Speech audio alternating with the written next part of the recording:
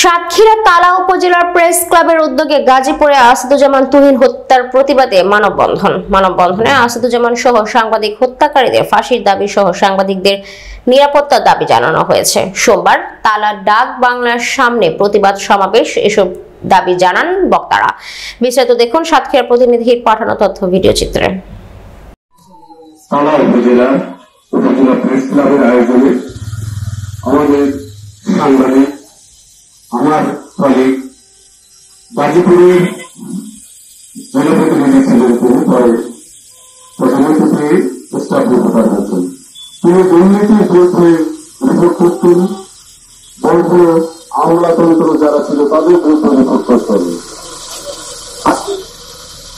তালা উপজেলা প্রেস ক্লাবের এই আয়োজনে আমি কৃতজ্ঞতা প্রকাশ করছি যে আজকে সারা বাংলাদেশে এই তুহিন হত্যাকাণ্ডের বিরুদ্ধে, সন্ত্রাসীদের বিরুদ্ধে, তুহিন হত্যাকাণ্ডের পক্ষ নিয়ে সাংবাদিকরা যেভাবে জেগে উঠেছে, সাংবাদিকরা বলে তারা নাকি একাত্মকতা পোষণ করে না, কিন্তু সারা বাংলাদেশ আজকে দেখছে যে তুহিন দেখিয়ে দিয়েছে যে একজন সাংবাদিককে মারলে সারা বাংলাদেশের পৃথিবীর যত মিডিয়া কর্মী আছে তারা এক হয়ে যায়। তিনি অত্যন্ত ভালো একজন ছেলে ছিলেন, লেখনীতেও খুব ভালো ছিলেন। তার দুর্দান্ত লেখনীর ক্ষেত্রে তাকে মারার জন্য পূর্ব থেকেই পরিকল্পনা করা হয়েছিল, যেটা এখন বেরিয়ে আসে। তুহিনের মৃত্যুতে আমার পত্রিকার সম্পাদক জনাব খায়রুল আলম রফিক স্যার তিনি ছুটে গিয়েছিলেন। আপনারা দেখেছেন, সোশ্যাল মিডিয়ায় দেখেছেন, পত্রিকার মাধ্যমে দেখেছেন, টেলিভিশনের মাধ্যমে দেখেছেন যে একজন মিডিয়া কর্মীকে কিভাবে চাপাতি দিয়ে কুপিয়ে কুপিয়ে হত্যা করা হয়েছে। হত্যা তো হয়ে গেছে, আজ 5 দিন হয়ে গেল। এই হত্যাকারীরা শনাক্ত হয়েছিল, তারা ধরাও পড়েছে।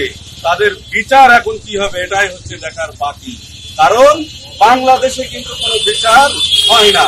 বিশেষ করে সাংবাদিক হত্যা, সাংবাদিক নির্যাতনের কোনো বিচার হয় না। আজকে এই অন্তর্বর্তীকালীন সরকারের কাছে আমাদের আবেদন, সারা বাংলাদেশের সাংবাদিকদের আবেদন যে আপনি থাকতে থাকতে বাংলাদেশের সাংবাদিকদের জন্য, গণমাধ্যম কর্মীদের জন্য একটি সুরক্ষা আইন আপনি করে যাবেন। এতে করে কি হবে, বাংলাদেশের যত সাংবাদিক আছে তারা অন্তত পক্ষে একটু এই দুষ্কৃতিকারী, এই সন্ত্রাসীদের হাত থেকে তারা রাষ্ট্রীয় মর্যাদায় তারা ঘোষিত হবে। আমাদের আজকের এই তালা উপজেলা প্রেস ক্লাবের আয়োজনে আমি কৃতজ্ঞতা প্রকাশ করে আমি তুহিন হত্যার বিচার চেয়ে আমি আমার কথা শেষ করছি। আসসালামু আলাইকুম।